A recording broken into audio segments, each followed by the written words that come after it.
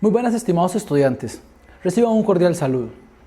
En videos anteriores analizamos la clase de conjuntos, en donde logramos observar cómo existen conjuntos cuyos elementos son conjuntos también. Tomando esto como base, en este video vamos a introducir el tema de las particiones de conjuntos. ¿Qué es una partición de un conjunto? Bueno, una partición es un conjunto S, es una subdivisión que se hace de este en subconjuntos no vacíos y que no se traslapan. Es decir, una partición es una colección de subconjuntos de S con la condición de que cada elemento de S deben pertenecer a uno de los subconjuntos y estos no deben de intersecarse. Esto lo podemos expresar de la siguiente manera. La partición de S es una colección A sub I de subconjuntos no vacíos tal que cumplen dos condiciones. La primera de ellas es cada elemento de S pertenece a uno de los AI y los conjuntos A sub I son disjuntos o ajenos. Entendámoslo esto mejor con un diagrama. Entonces vamos a suponer que tenemos el conjunto S representado de esa manera. Lo que vamos a hacer en este momento es a partir en varias secciones este conjunto de la siguiente manera. Cada sector de cada color representa un subconjunto del conjunto S. Vemos ahí tenemos A1, tenemos A2, A sub 3, A sub 4, A sub 5 y A sub 6. Observe que cada sector no se traslapa, es decir, que cada subconjunto se compone de particiones que no se intersecan. Así, todos los elementos de S se encuentran distribuidos en los subconjuntos de cada color. Apliquemos este conocimiento a un ejercicio. Tenemos entonces el conjunto S que contiene los siguientes elementos: el A, el B, el C, el D, el E y el F. Determinemos qué expresiones aparecen en la pantalla.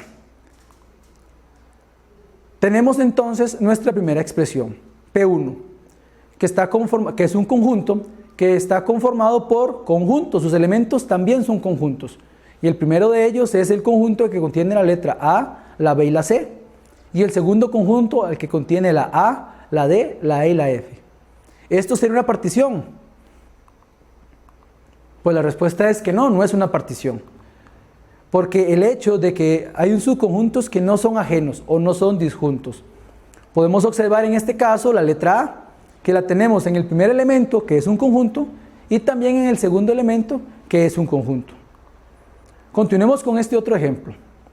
Tenemos la partición 2, la cual está conformada por A y por B en el primer elemento, que es un conjunto.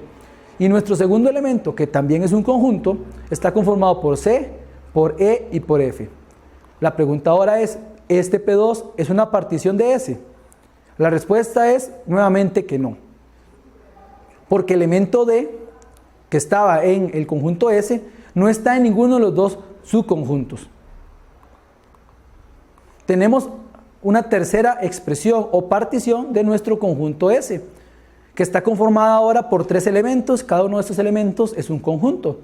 El primero de ellos contiene el elemento A, C y E. El segundo de ellos contiene el elemento B y D. Y el último contiene el elemento F. Podríamos entonces indicar que eso es una partición. En este caso sí es una partición. Note que los subconjuntos son ajenos, es decir, son disjuntos o no tienen nada en común, no tienen una intersección. Además, que todos los elementos que se encuentran en el conjunto S están en uno de los subconjuntos de la partición. Podemos ver el elemento A, que lo tenemos en el conjunto S y está en el primer elemento de la partición. Luego vemos el elemento B, el cual lo tenemos en el segundo elemento de la partición 3. Tenemos C, que también aparece en el primer elemento. Luego tenemos la letra D, que de igual manera aparece, la letra E, que aparece en el primer elemento, y finalmente la letra F, que aparece como un elemento en un conjunto unitario. Tenemos una cuarta expresión. Vean que tenemos ahora P4, la cuarta partición de este conjunto, y está conformado ahora por el elemento que es un conjunto que contiene al A, al C y al E. Y tenemos otro conjunto que contiene a el B, el D, el E, el F y el G. ¿Esto sería una partición? La respuesta sería que no, no es una partición. Aunque todos los conjuntos son ajenos, es decir, no tienen nada en común, no se intersecan, y aunque estén todos los elementos de S distribuidos en algún subconjunto, hay una letra que uno de los conjuntos no es un elemento de S. Y esta letra, como pueden notar, es la letra G. Por lo tanto, no sería una partición de nuestro conjunto S.